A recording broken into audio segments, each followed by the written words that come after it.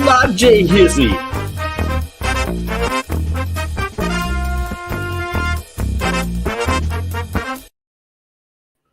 Howdy, folks. Not Jay with Hex to Hex and McMurray. And this was a surprise. It's a surprise live, and it's a surprise because I didn't know I was getting Heroes of the Harvest from Lock and Load. So, if for the uninformed, Heroes of the Bitter Harvest is Lock and Load's most recent addition to the Lock and Load tactical system. And it is the lead designer is our friend Devin, also known as the original Grognard, the OG. He was unable to make it with us this evening due to prior engagements, but that's okay. We're still going to take a look at it. Not only did I get the box for Heroes of the Bitter Harvest, but I also got the two expansions, Enemy at the Gates and what is this one called? Valor of the 13th.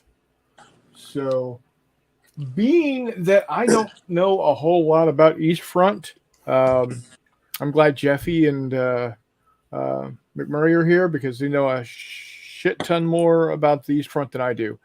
And if I'm not mistaken, Jeff got this also, so we're going to take a look at it together.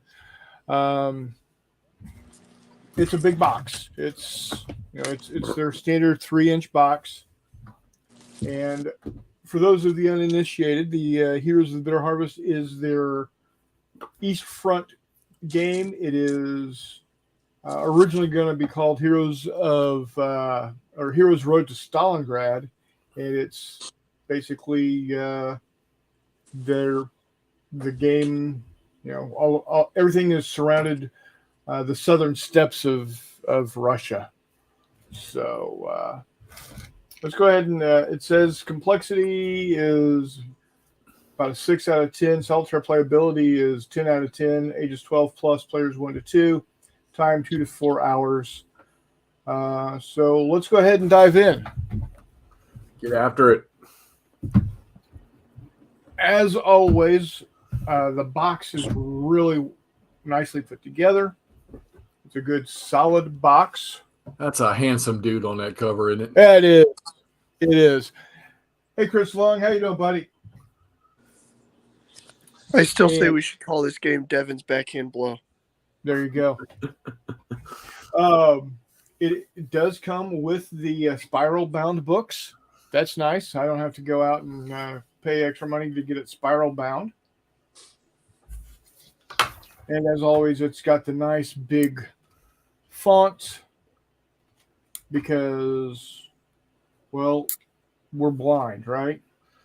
The older we get, the blinder we are.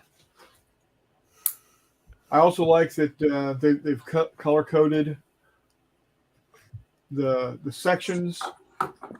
That's always handy. I would like to have them color-code along somehow, maybe color-coded along the edges. I don't know how that would be possible, but it's got a crap ton of little scenarios. tabs. Yeah, I can do it myself. So this is the companion book,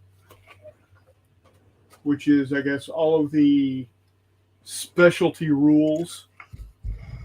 That's pretty good because those usually don't come with the games. Yeah.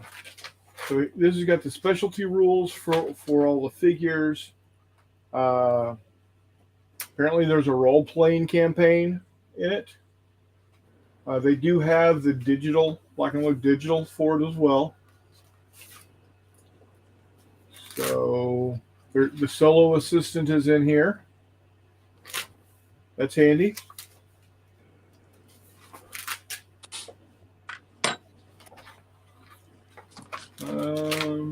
Battle assistant, I believe that is so you can create your own The battle generator. Yeah, you can create your own scenarios with it. That's always nice. Yeah, Chris. Not only is it a lay flat book, but it's also a flip over book. So if you don't have a whole lot of room. And here's a battle assistant. It's the upgraded version of the battle generator. Okay. Map setup. And then you get into the scenarios. And it has, how many scenarios does this thing have? Well, it goes from page 53 to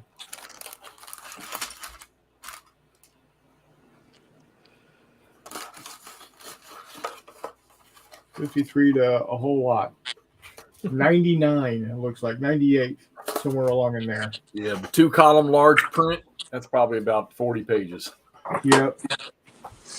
So let me see if this will.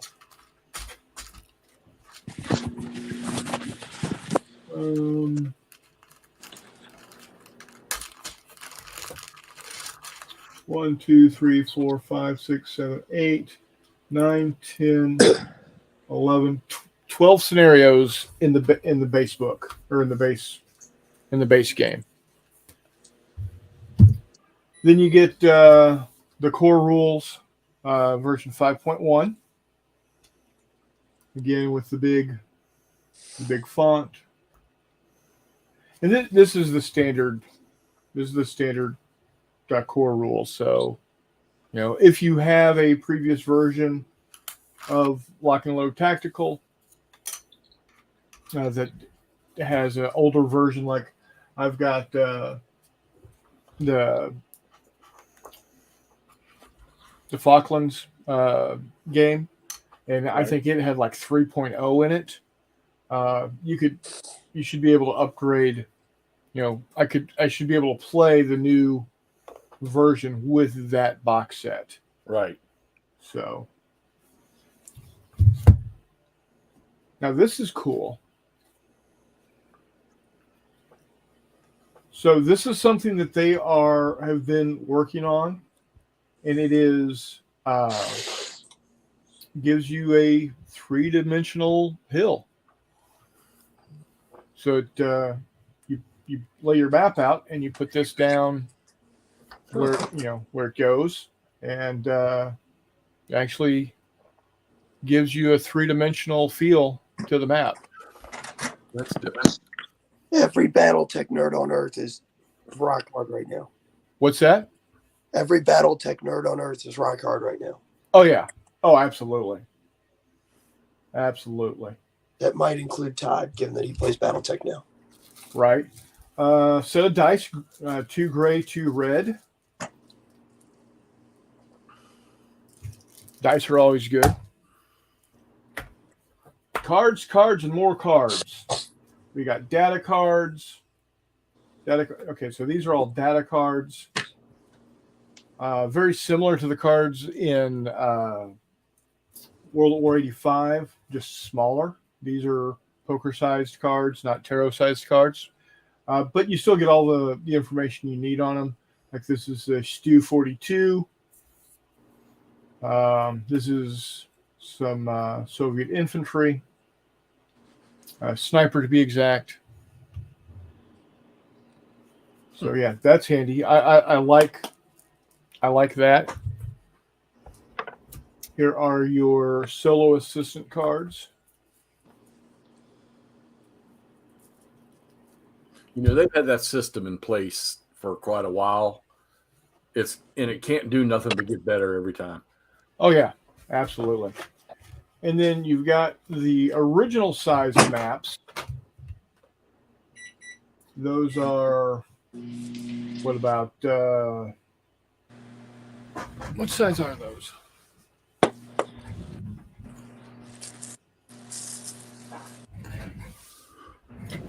They are 8.5 by 12 and It's legal size almost. Yeah, almost legal size. They're almost 13 inches long. So you get 1, 2, 3, 4, 5, 6, 7. 7 of these. Oh, and here's that hill. There you go.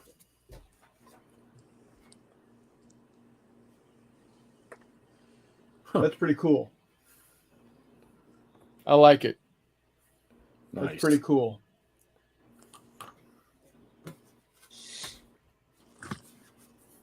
All right. Then, of course, your player aid cards.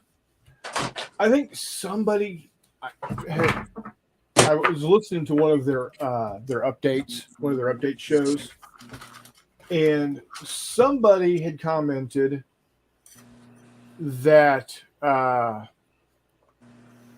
they didn't like having so many player aid cards. I'm thinking, why would you bitch about having player aid cards?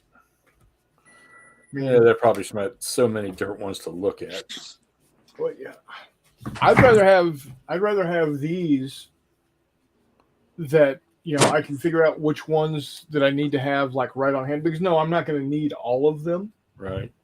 But I'd much rather have these, you know, the 4, 5, maybe 6 that I need on hand, instead of having to flip through the damn book. Sure. Yeah. I mean, that's the way I look at it. And Well, and plus you're probably, you know, depending on what scenario you're playing, you're probably not going to have them all out there anyhow. So exactly, that's what I'm saying. You're gonna you know, figure out you're gonna need, you know, 4, 5, 6. Now, of course, some of them are like the you know, your turn sequence card and your train effects chart. You know, and there's some stuff that you're gonna, you know, just eventually learn if you play it enough times. Like the skill reference card. You know, eventually you're going to know what Assaulter, Cleaner, Blitzer, Deadeye, and Deadly do for you.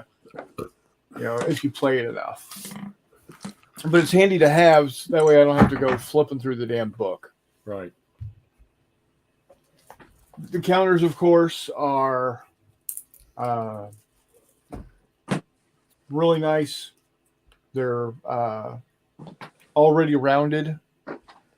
I'm not going to take them out of the bag because I already did, and on one of the expansions, and I've already lost some tokens. In fact, one fell into a empty Coke can that wasn't exactly empty, You gotta be shitting me. and now it's ruined. What's that? I don't know how he did it, but he did it. Yeah, my damn luck is how I did it.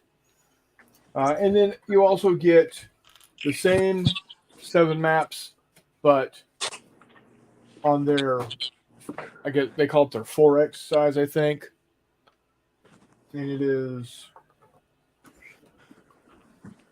these are 11 by 17. So these are That's a pretty standard size. it is, yeah. 11 by 17 is the what's that paper size called? Ledger. Ledger. Yeah, it's standard ledger size. So yeah, 11 by 17. Again, just really nice maps. They always do really good work. They do. All their components are quality. So now there are total of 1, 2, 3, 4, 5, 6, 6 counter sheets. They all look to be in the same setup, where you've got 1, 2, 3, 4, 5, 6, 7, 8, 9 rows of 1, 2, 3, 4, 5, 6, 7, 8, 9, 10. 9 rows of 10 by 10 columns of this size, whatever that size works out to be. Looks like half. Yeah, half inch.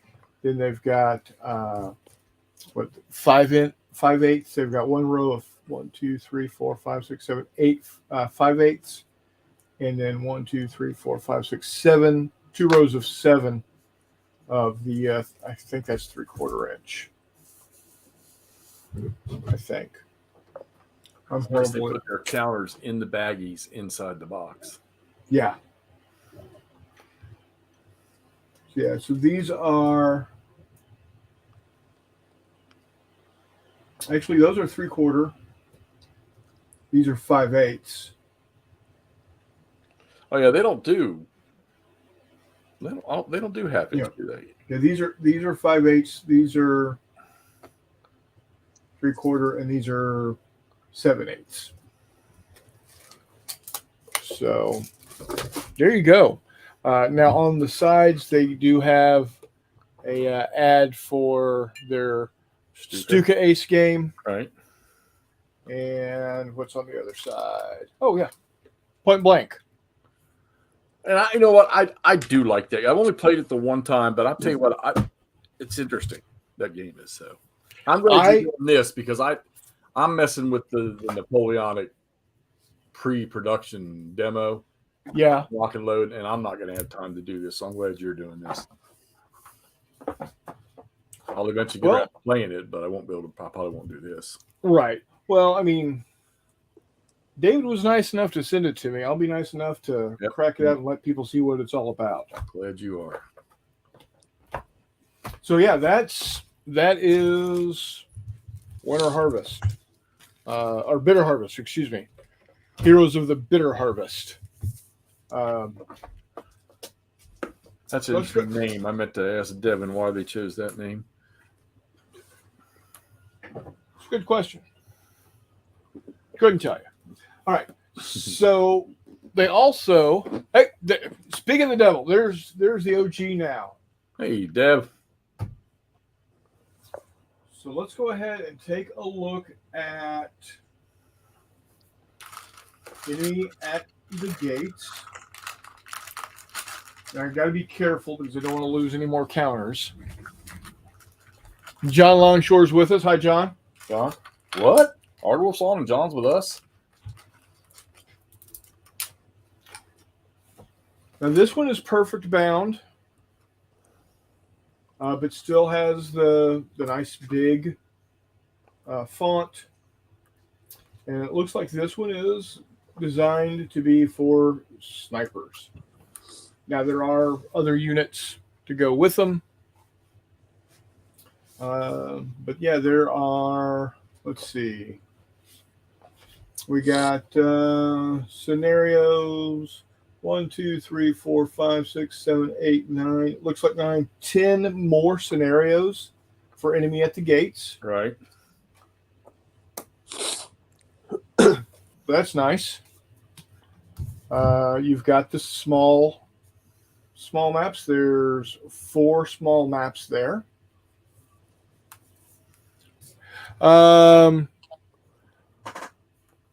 Devin says Bitter Harvest. Germany was expecting an easy breakthrough summer offensive, but it didn't work out as well as they had hoped, turning it into a Bitter Harvest. Well, there you go. Dev, at what point of Case Blue do these scenarios start? Are some of these scenarios starting right at the top of it, or is it by when they get to Stalingrad? I mean, or is it spread out over that entire thing? I just got a lock and load tactical or a lock and load game earlier this evening, right after we went live. What's that? I just got a lock and load game right after we went live. Oh, what'd you get? My bid won on Bloody Mohawk. Oh, there you go. Sweet, dude. You got it, or you just won the bid? I got it.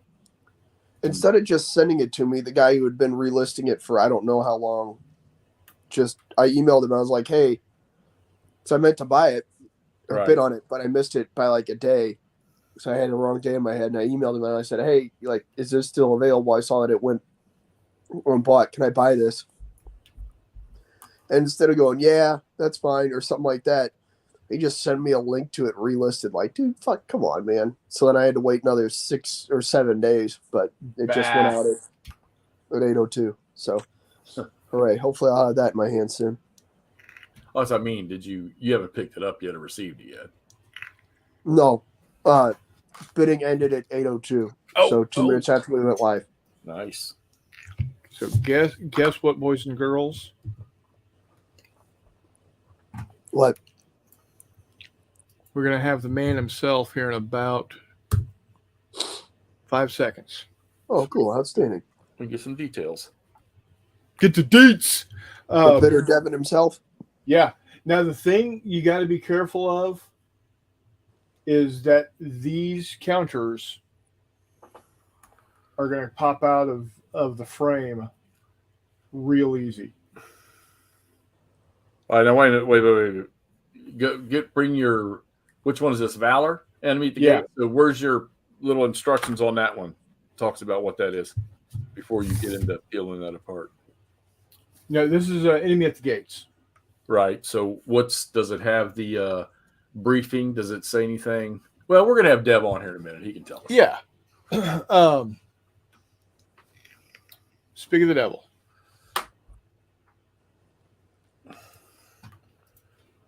Mr. D, how you doing, Devin? Hello, gentlemen. Oh, Debbie Dev. Oh, smokes. What's up, buddy? How's everybody doing? I am doing splendiferous. I did not know this was coming. I'm excited. I'm happy. I thanked, of course I thanked you, but I also thanked David. It was a special treat for a Monday that kind of wasn't so great. Well, I'm sorry to hear that. I'm glad at least this happened to cheer you up some. Yeah, absolutely. So, You want to hear something a little bit funny about this? you still don't have yours? No. I actually did finally manage to get it, but it's kind of funny because my wife was in surgery last Monday, and with surgery at like 5 o'clock in the morning. I was talking to David, and he was mentioning he was going through the shipping plan that we were going to go ahead and box up all the overseas shipment stuff first, get them out so they get a better chance to get it kind of in time with everybody else. And I just kind of thought, and people who were our reviewers, our play testers, they were going to get their copies early and everything. And so I was just assuming that's what he was talking about going to do. And then I pop on my Discord on I think it was Friday morning, and my lead playtester, good friend of mine, buddy of mine, Chris, he had posted pictures. Look what came in the mail today, and I'm going, how the hell do you have a copy of this? He goes, well, the mailman just walked up and handed it to me. So I had to call David and go, David, have we got our copies yet? He says, yeah, I told you that Wednesday. Dude, I barely remember. I know you talked about. I know you talked about what the shipping. I didn't know that they had already gotten to the warehouse. So, and then I went over to my folks' on later that afternoon, and my copy was there. So. Well, there you go. Funny.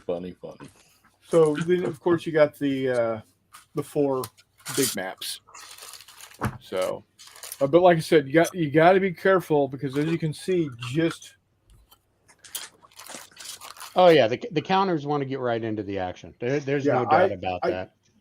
You just give this thing a good shake, and they're all out. Yep. So, like I said, on the Valor of the 13th, I have already lost a couple, and one's been destroyed because it fell into a Coke can. Oh no, dude! How the shit do you do that? So I'm right here. Like you could throw counters at a damn Coke can for days and not make one in there. I know. See, my trash can is like normally a trash can is like right here. Crutch can. Yeah, but still. And so I was taking it out of the bag, right? And they fell out, and one just happened to fall in. I had an upright can in there, and it just happened to land like, it was like this, and it happened. You're the to kind of guy that like that, and I picked it up, and it just dropped in, and it wasn't. It was an empty can, but it still had liquid in the bottom of it, so it delaminated. Chris, you're the sort of dude who could be in a movie, right? And it could be like a terrorist holding a gun to your head and said, all right, flip a coin. Heads you live, tails you live. You flip it and land on its fucking side. Yeah. Oh, absolutely. Absolutely. Jesus, buddy. That would be me. Oh, Jeff, you were asking earlier what the scale for all the scenarios in the game is. Well, yeah, I'm more curious about the what range time like.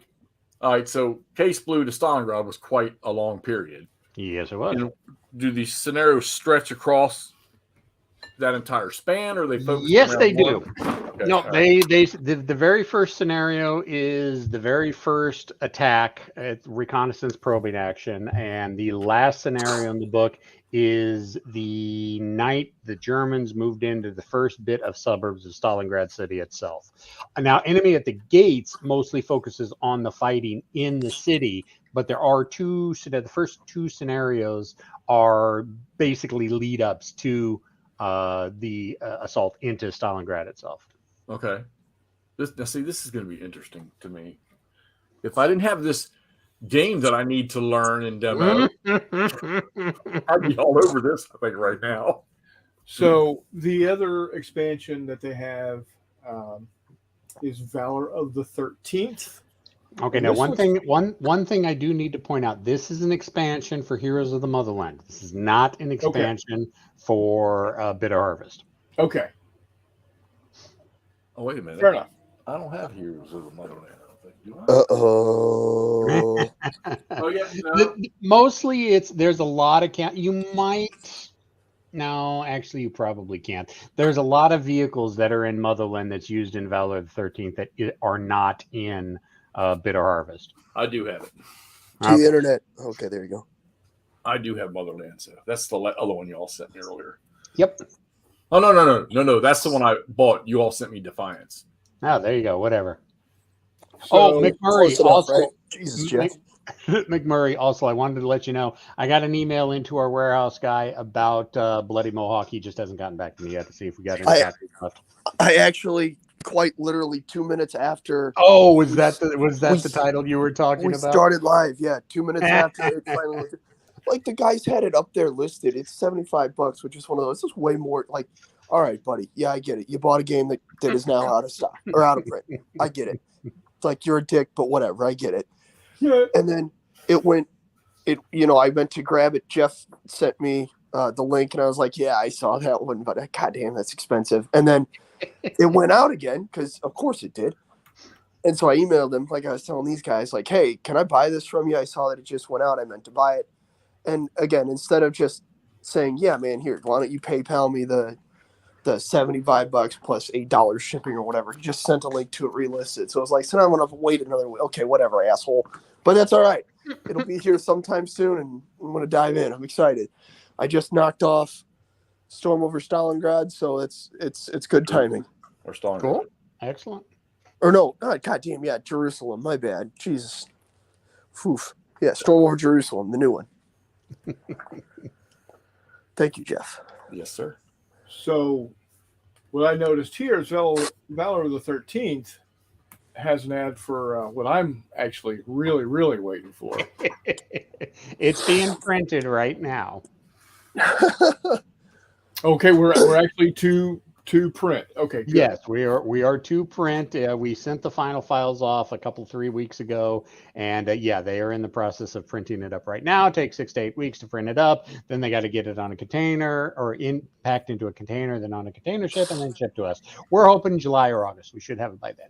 Okay, well, I was shooting for October, so No, we've our printer, Amy, who's the gal we deal with the printer in China. She and David have been working together for a very long time, and she loves us. So she tries to bend over backwards to try to get us this stuff as quickly as we can. So. that's handy. Yep. All right, so like I said, you give this thing a good shake, and it'll pop everything right out. And then it's got some advanced vehicle combat rules, and then it's got wow. Okay, so this is it's one of our quote unquote historical sized maps. It doesn't represent anything specific, but it's a map we had, and we figured, hey, you know what? We can stick this right into this module, so we're going to use it. Yeah. That's pretty awesome. So And then the other one's bigger. yeah. So okay. So this makes sense why scenario 10 or 12 is called the monster scenario. There are two monster scenarios in there, one on each one of the maps. Yeah. And the one that's on that map has got 40 tanks in it. Oh, Jesus Christ. Hello. Yeah, Jeff's excited. That thud you heard? We'll just leave it at that. You'll see the underside of Jeff's desk. Well, Right. and to make you drool even more, it's got 9 Tigers, a couple PZ3s, and the rest are KVs and T-34s. Nice. So 8.5. Okay, so this is 8 sheets of regular paper. Yep. So 8.5 by 11, so it's 22. What's 8.5 and 8.5? 22 by 34. Yeah, 22 by 34. That's poster size. That Yeah, it's normal game map size. Normal map size. yeah. Very cool. And then this guy here is Slightly about smaller. 8.5 by 8.5, and it is 6 panels of 8.5 by 8.5. So very cool. Outstanding. So I'm not sure how much I'm going to get out of this one because I don't have Motherland. Motherland. Might have to go on the Christmas list at this point. I see what David does. Is he entices us. Well, I should mention that the 50% off sale, I think, is still in effect. Yes. Yeah, I think so. So let's go ahead and I'm gonna move. There we go. So yeah, there you have it, guys. I hope the 4 of y'all that are watching are enjoyed seeing the unboxing. I'm sure I'm not the first that did an unboxing of this, but I can't be too far off from being one of the first at least. Well, the only ones I've seen do anything with it was Kev, unless Devin and them were messing with it. We sent off a copy to Tony from Tony's Board Life, and he did an unboxing, and there were like 1 or 2 others that went out there. So yeah, no, I mean, less than 6 or 8 people have done unboxings that I've seen so far. Well, there you have it. And they definitely smell better than we do, so that doesn't really count. Right. Yeah. So at no point in time am I is it a not Jay exclusive or not Jay first, but Well, I have a feeling we're probably going to try to get you a demo copy of Blood and Fury. You're probably going to be one of the first people to get a copy of There that. you go, Chris. all I'm saying is the day I get it, we'll be doing this. I will do a full unboxing and I will have to have a bib on because of all the drool. Oh, dude! And the funny thing is the Blood and Fury is bigger and got more stuff in it than Bitter Harvest does. Bitter Harvest clocks in at like 9.5. Mm-hmm. World at War is over 10 pounds. Right. Yeah. So yeah. My wife is the one who picked it up at the post office. Because God forbid I have door delivery in my small town, and she said it's the size of a game box, but she said it's heavy. I said, well, how big is it? It was about the size of a game box.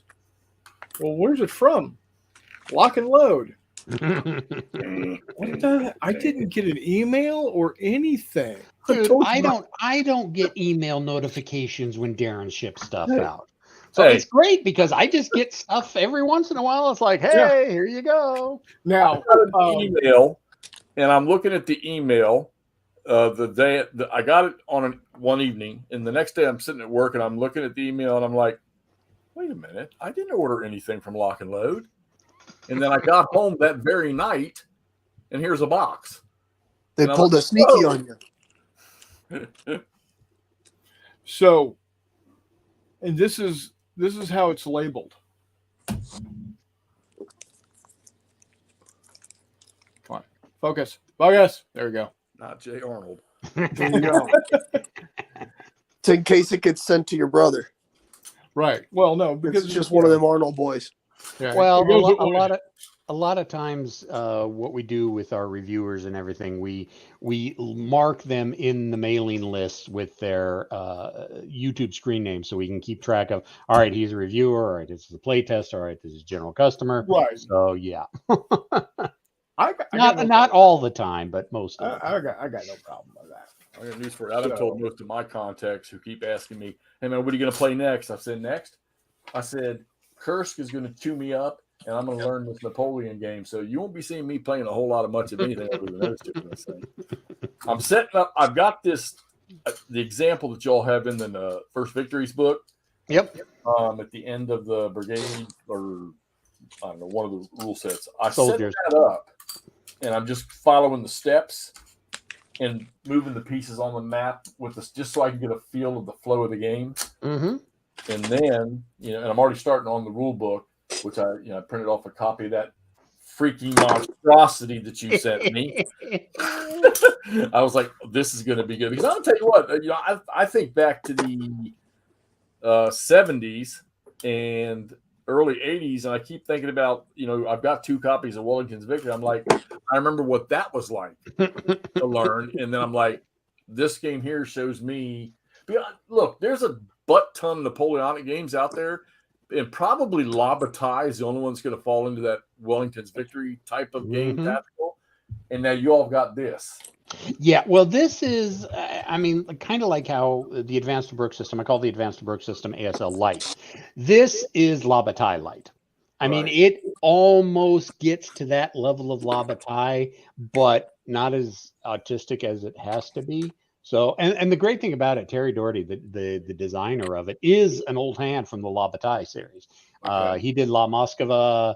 He helped write, I don't know, revision 25 or whatever it was. So it's not like he doesn't know what he's doing. And that's why it looks and feels a lot like La Bataille, because it's got a lot of the same DNA from La Bataille in it, but just not as much, the autistic level as much. So... Well, there's a lot of depth to this game, and it's really cool how you all have it broken down into 3 versions. Yep, soldiers, battalion, and brigade level system. So it just depends on how much difficulty you want to deal with. I will admit, for me, the hardest thing I had wrapping my mind around was the morale rolls. Is, all right, he's a 35, but it's a negative 20. For some reason, I have trouble. Which way is morale, high good or low good? And the modifier. So it's just a personal thing, and that's what I ran into with the system. Right. So, but that's first world problems. Well, so far it's intriguing. And it's always fun to look at a game and follow some play example without reading the rules, so that you can sit there and scratch your head saying, "What the hell is it?" And then it makes you dig. So yeah. But yeah, so we're doing this. One's going to be this. Did you have any time agenda for me with this? Because I'm intending to go through the whole thing somehow. No. We've got one more person that we'd like to get a copy to, and right now the 2 prototype copies that are out there. You've got one, Kev's got the other. Kev's almost done with his, so his will probably go on to the final person that we're going to send it on to. Okay. It is currently being printed as well in China, and again, we may get lucky enough and get both First Victories and Blood and Fury at the same time. So they're both being printed right now. They're both being printed by the same printer. So we're looking at the exact same timetable for both. So you're thinking about August, July or August? Yep, that's what we're hoping for. Cool, outstanding. Yeah, and he's got like 4 other games he already wants to do in the series. He actually wants to do an American Revolutionary War. He wants to do Washington at Trenton. And that one has really piqued my interest because I really like Trenton. But not only that, he's got a buddy of his who is stepping it up a little bit and wants to do Borodino. Now, Wow. I don't know if you're familiar with the scale between like Vermillion, Aurolio, and Borodino. Basically, quadruple the size, and then you've got from what is in that box set, and that'll be basically Borodino. So Borodino may be broken down into a couple different box sets Right. if we ever get to that point. I mean, probably north flank with the Prussians and southern flank with the Russians. That'll probably be how Borodino will be broken down. There's also talk of doing Waterloo again. That's kind of going to be on the Waterloo or on the Borodino scale. So yeah, we are really excited about this project. We're really hoping that it really takes off. So. Well, I'm telling you, I'm gonna grind this out because this is intriguing looking game here. And like I say, splitting my tables, that I can keep something small on the other table and mess with that. Are these the maps that I got here? These paper maps? Is this I'm assuming this is the final print looking version. No. What happened when we got the two prototype copies in is they sent us about 4 or 5 different sets of maps, Right. Because we weren't quite sure what map would work the best. Now, my recommendation is get the canvas map because the canvas map is awesome. But that's what's just this me. big ass thing that I got in the box here? I have the Western map thing, the little small one. Then I have the Vimero map, but then I have this big monster. This folded, it didn't even fit in the box. It's folded real funny looking. Oh yeah, well I can already tell you we're that paper. That's one of the types of papers that we were offered. We're not going with that type of paper. I can tell you that right now. Right. But there are 3 maps in the game. The small one attaches to the western side of Vermillion, and then you've got the Rollistia map. But yeah, no, there are 3 maps in the game. Okay. Yeah, this looks really good. I was there about 2 hours last night toying with it. That's not the only Napoleonics game we got in the works. We actually have a company level Napoleonics game. Get out of here. No, totally. I mean, because you never see company level Napoleonics. Because usually, what happens with company level Napoleonics is it's like, well, you can only do a battle that's about the size of a hex on something in like Waterloo, Borodino, Leipzig, whatever, because it's company level. And when you're usually dealing with brigades and regiments and hexes, it's a very microcosm. But this is part of Waterloo, and it's Le Havre's the La Haye Saint. Yes, that and Le Havre. So that's what the 2 battles are focusing on. Wow. So, but yeah, it's on my table right now. I'm working on it right now. And the cool thing is, it kind of works like Lock and Load or Nations at War, where you got the formation draws. So it's got DNA that a lot of people are already familiar with. It doesn't really run like your standard Napoleonics. But yeah, it's a much more, I would say, introductory level look at Napoleonics. So that one, like I said, that one right now we're working on Kickstarter by this summer probably, or GameFound by this summer for that. Right. I did, Jester. I've already got it on the table. Already got all the counters punched out. That's what we're just so that might get me interested into Napoleonics. Yeah, and honestly, the map actually, you know what? Let me go grab it real quick, and a couple of the maps, and I'll flip company my level camera Napoleonics is awesome. I've got one company level Civil War game, somewhere laying around here. I'm gonna have to mess with, I guess. Wardrobe says he watched Tony and Kev play a scenario from Bitter Harvest box. Yeah. Looked very cool. It does look really good. Yeah, I think they did Fire on Hill 113. I think that's the one they played. And this could be what it could be what gets me interested in East Front. Which I'm sure East Front. Okay, so I was not expecting to be on camera.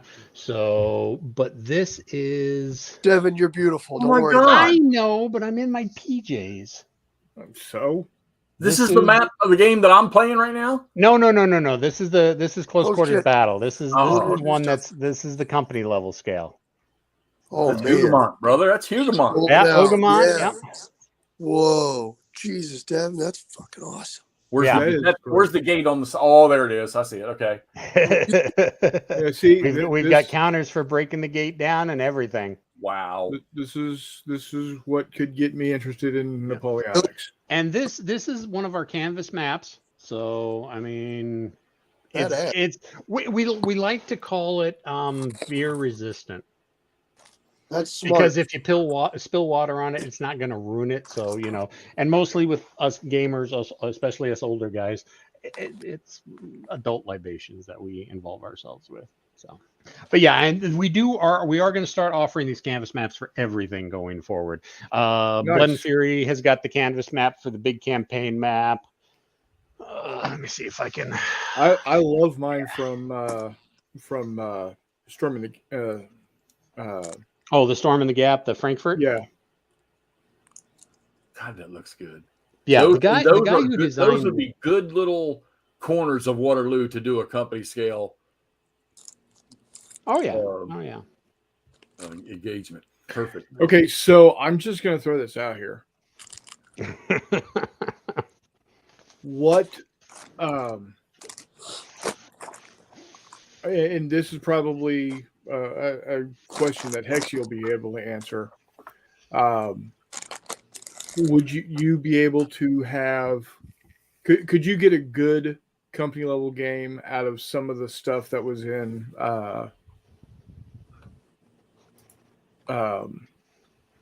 Gettysburg? Yes. Yeah. Go ahead, Murray. I bet you Murray's thinking the same engagement that I am right now, top of his head. Wait, for what? You got to give me a period because I'm at like 8 Gettysburg, different places right now. Gettysburg. Little Round Top, the Peach Field, Little round top. the See, first. the issue with Little Round Top is you don't have many companies. You got to go to the Peach Orchard, Jeffy. You got to go with my man Dan. Well, but you could do the 20th Maine scenario with the 15th Alabama in their companies. You could. For You Yeah, could that'd do most of the first day's actions with Devin and Gamble. I mean, The Little Round Top would be a good introductory. Well, maybe not introductory scenario because while it's got not many guys, it'd be a little complicated. You got the woods, you got the trees, you got the attack, you got the pivot downhill. I feel like the triangular field in front of Devil's Den would be a great one. Devil's Den would be a good one.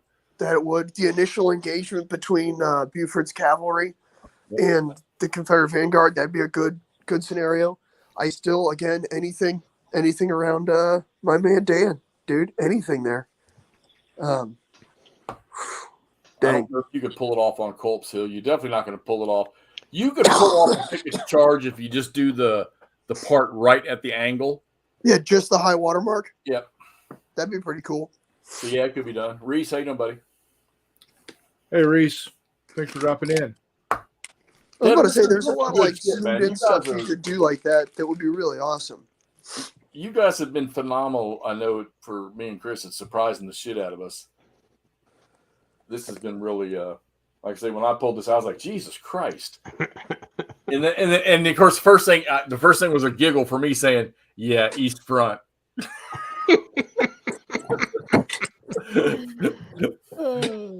Yep.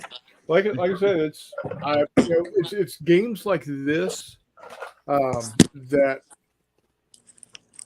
a lot of lock and load games to me feel very much like miniatures games that have been slapped down onto a hex and counter map, and instead of miniatures, I got counters to the point that my 3mm. I'm currently in figuring out how I want to do all my 3mm stuff for my 49th Armored Division. I think I've decided to not do single vehicles. I'm about to say Are I'm you, so hyped up to play Bloody Mohawk. I just busted out this newest strategy and tactics. That's French and Indian War stuff. There you go. Are you using a Pico Armor for your 3 mil stuff? I'm actually Bathroom. 3D printing it. Okay. I just 3D printed 30. I just 3D printed 30 M150 M113s with toes on them.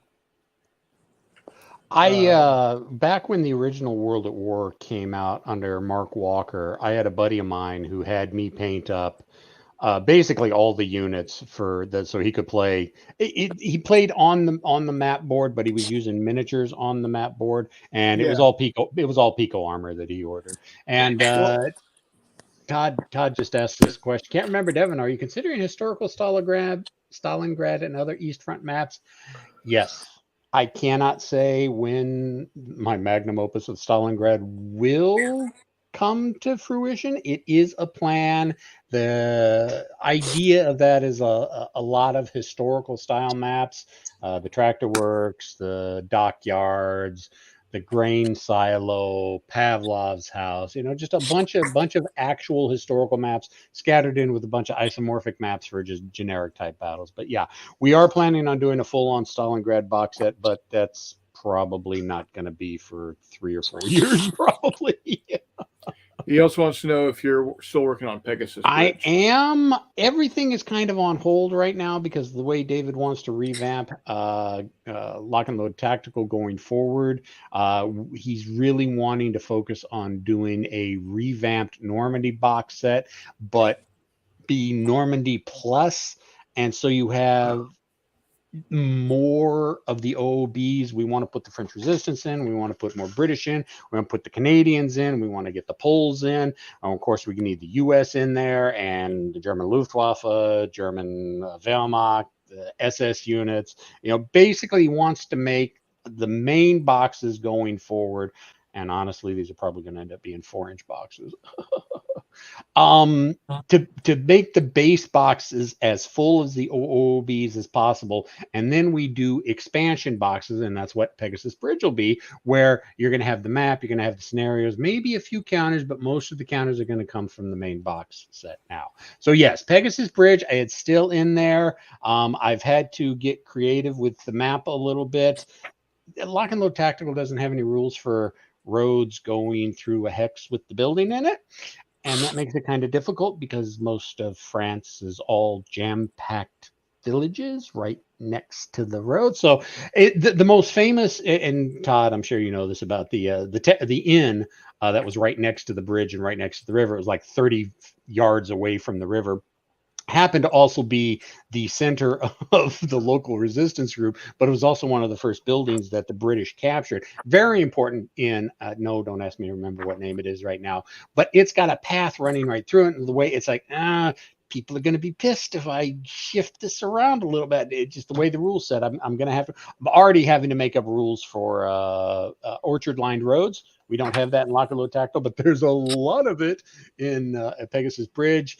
The canal, or not the canals, the irrigation ditches. We've got rules for that. Pegasus Bridge it's still in the works. I mean, it's mostly done, except for we have no artwork for it yet. Just my playtest map. Well, I'll tell you, I saw that. I went to the site, and after I saw the email, I didn't bother to look deep at the email, but I'm looking on your all's website for a game called First to Fight Deluxe Edition or something like that. Oh, that's just the pre-order for the Blood and Fury. If you not pre-order, if you want, it was part of the Game Found. The first 100 people that get into the website to be able to order on the Game Found page get like a $20 discount. And we usually call it our First to Fight because you are the first to get in to order it. Yeah. So the problem is it goes in like 30 seconds. Well, yeah, but I mean, I'm looking for this. I get this email of the shipment, and I'm like, I see First to Fight Deluxe Edition, and I'm at the website saying, "What the hell is First of They got a game coming That's out that I'm the only one that knows anything about?" And then the no, box that's shows just up, and I'm like, "Oh man, that's just what we do on the Game Found. So. okay, I get it." Well, I know Chris and I both appreciate the hell out of this. This is just Oh, absolutely. good Oh, stuff. more than I'm not happy gonna to help lie. with you guys. You won't see me do any lock and load tactical for a little while because I'm gonna browbeat this Napoleon game to death. And we were just talking about it too before you popped on here that I'm gonna do some more point blank, I think. Dude, we're working on a new expansion for Point Blank right now. I'm not, card games have not been my thing, but I only played through a partial of that one. But there's just something that's interesting about that system.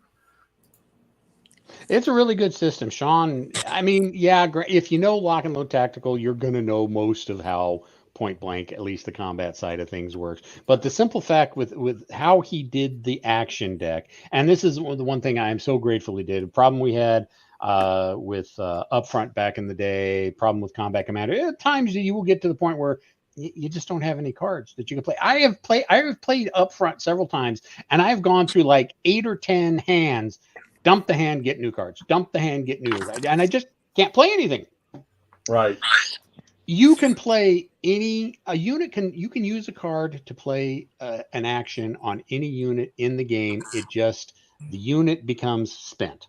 I mean, so you're never going to be at a point where you can't do anything because you can still always do an action that unit can do. It just, instead of being fatigued, you're spent instead. So there's a little bit of a trade-off of it, and I like it because it keeps the game going because you're not trying to marshal your cards and trying to look for that right exact attack card you need or a move. It's like, well, I got no moves, but I want to move this stack. Well, those guys have the base move action as part of their action. I'm just going to dump this rally card and activate them. They can do the move and then they're spent. So it keeps the game flowing. And yeah, I like Point Blank. I don't get to play it enough. But yeah, Point Blank's pretty cool. And like I said, we are working on a bulge themed, bulge focused expansion right now.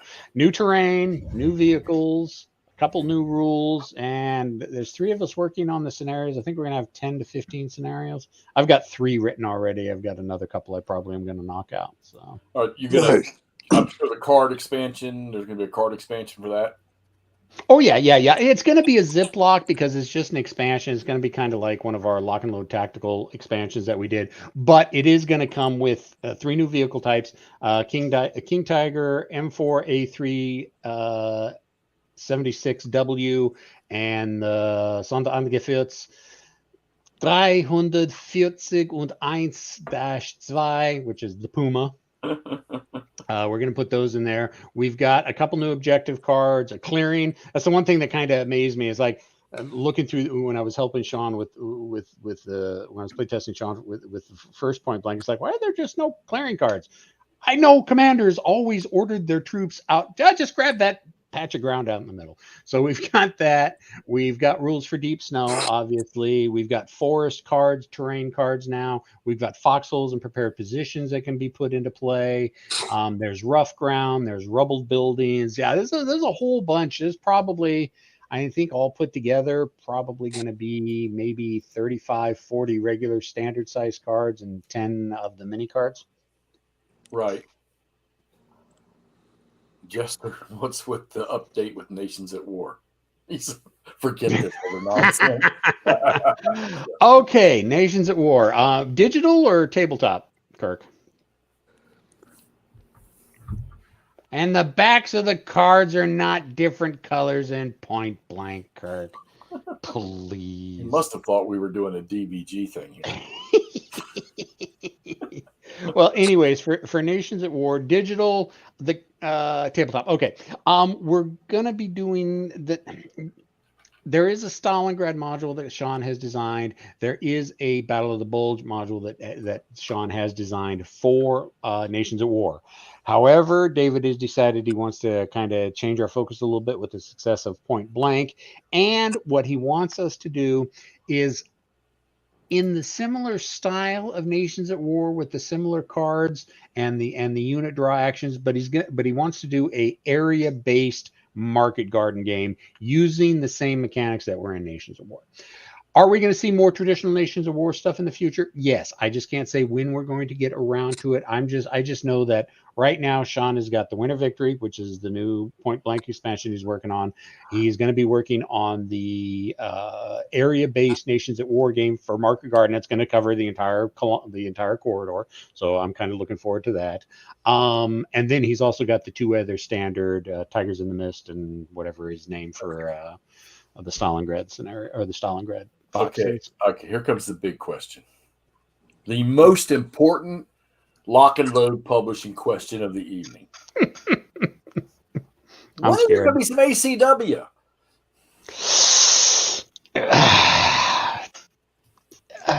If you all are doing this damn good of work, all this other stuff, and now I'm sitting here looking at a Napoleonic game that is looking extremely good, there is no excuse for not having an ACW. You're absolutely correct. There is no excuse for having an ACW game other than we don't have one designed, and we haven't come across any designs out there. Because believe me, we kind of shift through everything trying to find game designs, and people will send us. We just haven't had one that we felt would be good enough for ACW yet. I would love to see ACW. See, the problem is David's a World War II guy. Right. He knows nothing pre 1900. Really, he doesn't. And what's up, Jay? Not Jay. Just wanted to say bye to Reese. Go take care of them turkeys tomorrow. So since David doesn't know anything about it, he can't speak to it because he has no knowledge of the military actions or anything that I incurred there. The only reason we have this Napoleonics game is because who's the guy from Game On? It's the big con up here in Seattle. He knows Terry, the designer, and he and David go way back. So Terry reached out to the guy from Game On. I can't believe I can't remember his name. I've met him a dozen times. And he passed the project on to David. David was initially going to say no to it, but I looked at it. It's like, this is La Bataille. Oh, this is La Bataille Light. Okay. And then I realized who the designer was, looked him up. It's like, oh, yeah. No, Terry knows what he's doing. We need to pick this up right now, David. And David was pleasantly surprised with how well it did. So that kind of opened the crack in the door. We've got some Roman era games that we've kind of had the rights to for a while, but we haven't sure what we were going to do with it. We got 3 different Roman games that we're looking at or that we have right now. Senate game, which is real similar to Avalon Hill's Republic of Rome, although not as autistic-y and heavy. We've got a gladiator game, and we got a Roman chariot race game. So what we're thinking of doing is taking all three of these games, putting it into one box set, and do it like a Pax Romana box. But again, hot damn. Yeah, David would have never even thought about this because he just doesn't know historically anything about. Well, he's got me now, and it's like, yeah, this could probably work. This could probably work. No, this one probably won't work. So I'm hoping to get out an ACW game at some point. I just don't know when. I mean, even if you all started with something small, something like like Stigler is doing with his P500 with some small GBACW stuff to get people. I mean, even if y'all went down that road and found a couple of small engagements, I mean, I don't know. I just think with the quality of what you guys kick out, that it's an opportunity being missed. Yeah, I would love to see an ACW. I would love to see the Wilderness ACW. Us do a Wilderness, but I don't think Wilderness is probably a good one for us to start off with. But yeah, something smaller. First or second Manassas. I mean, they weren't that big. I mean, there's plenty of. I'd love to do the March on Atlanta, but whatever. Again, it mostly comes down to what games we can find and we can buy the rights to and have the time to be able to publish. So, and like I said, for the most part, David hasn't had much experience with pre-World War II, so he hasn't wanted to step his feet in because he couldn't judge. All right, okay, what is a Roman pilum and how does it work, and is this actually reflected correctly in this game? I get that, I understand that. Right. So, but since I have a little bit broader, I like to think I am giving a more well-rounded diet to our game schedule coming up. Well, Chris, that was good stuff tonight, man. A little quick unboxing, a little good devil on here, a little quick discussion. Yeah. And I'm psyched. well, now we need to shut this damn thing off so I can get over here and look at this game. Yeah, definitely. So, Devin, thanks for hopping on with us tonight. It's always a pleasure to have you on. Like I said, whenever I end up getting World War 85 Blood and Fury, I hope you can come on and You're going to want Keith or Jeff on for that, because I when I first started up with the company, I was hoping I could get into it. It's like, no, you take over Lock and Load Tactical because you've got experience with the squad stuff. All right, so yeah, that's not even in my wheelhouse, but we'll get Keith and Jeff on here with you. yeah, I know people. I'd like to have all of y'all on here. Yeah. The other two, real quick. You don't have to go into great detail. Just kind of give us an umbrella idea. Where are we with the World at War 85 naval game and the World at War 85 air game? Okay, the World at War 85 air game, I'll start off with that, is Keith's.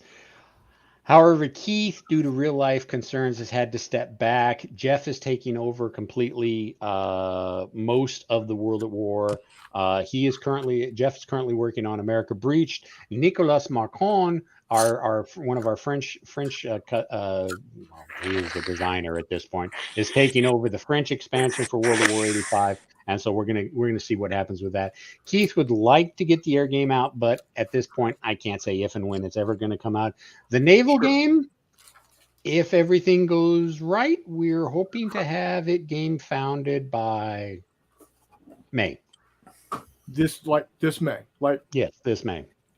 in a month. Oh shit! Like Don't remind me that it's coming up this quick, but yes. because it's the 24th of April. So June then. I'm sorry, June. Yeah, June. So okay, and again, I was expecting you to say October, November again. No. We definitely want to get it out before the end of this year. And David has tasked me, get this ready for game found by June. Like, okay. So I have frantically been the biggest thing that we had that we're dealing. Well, I don't want to get too much into it. Sorry. It's in the process. Good. So I know what I'm asking for my birthday, which is in June. So free up the cash, because I will be slapping good money down on that one too. So yeah, that's another one we're really excited about. I mean, it kind of feels like the Fleet games from the 80s, from Victory Games, but it's also feels a lot like World at War, and it is a hoot. Everybody who's played it, the two times that we've done it in Dallas and at Seattle here for World War III Con, everybody has loved it. So yeah, we've got high hopes for the naval game. Yeah, because I definitely see myself playing that one and just envisioning the different scenarios from Red Storm Rising. So, all right. Well, again, thanks for dropping in. Hexy, thanks for asking some great questions. McMurray, thanks for hopping on. And then viewers, thanks for showing up. Reese isn't here, but Reese, thanks for showing up. ID Jester, Wardrobe, even had Walkabout Games with us, and John Longshore. And then anybody else that was out there that was watching, I appreciate it, or maybe watching in the future. If y'all got any questions, drop them in here, and I'll push them on to Devin, and we'll talk about it sometime in the future. So, all righty then. Until next time. Did you want to say something, Jeff? Nope, it's good stuff. Okay. So until next time, we will see you on the flip side. See you.